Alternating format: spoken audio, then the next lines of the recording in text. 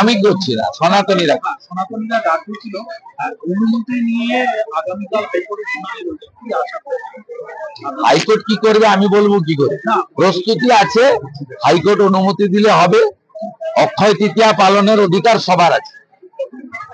কাঁথি থেকে দীঘার cultural centre 32 kilometre দূরে,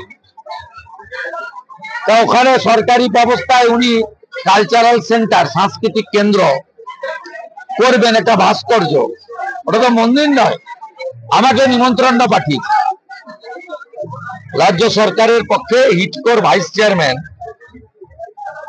হরিকৃষ্ণ দ্বিবেদী, এর একটা ডাকাত, এ পাঠিয়েছে আমাকে নিমন্ত্রণ পত্র। এই যে এই নিমন্ত্রণ পত্রে লেখা আছে জগন্নাথ ধাম দীঘা।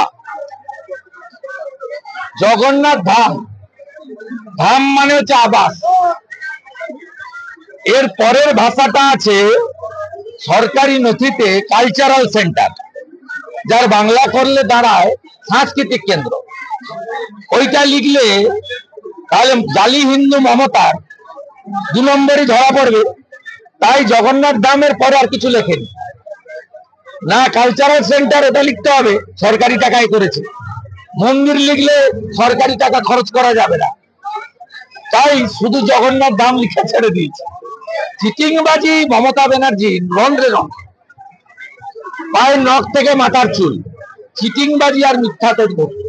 আমি হরিকৃষ্ণ দ্বিবেদীকে চিঠি পাঠাচ্ছি সোশ্যাল মিডিয়ায় ট্যাগ করে, যে আপনি যদি বাপের বেটা হন,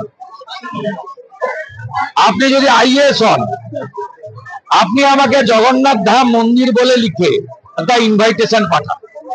আমি হিন্দু ছেলে, মন্দির উদ্বোধনে ডাকলে আমি ভেবে দেখবো।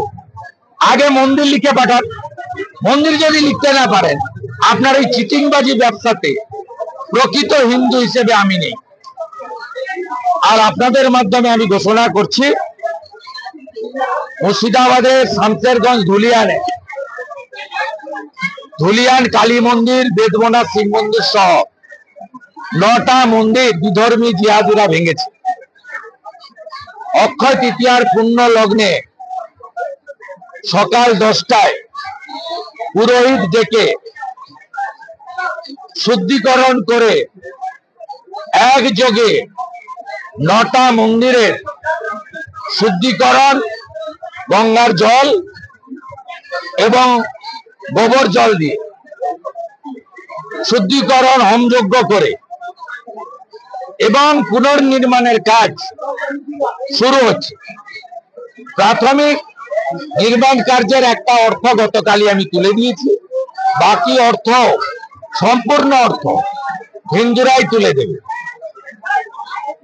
আগামী 30 তারিখ একযোগে জিহাদি বিধর্মীদের হাতে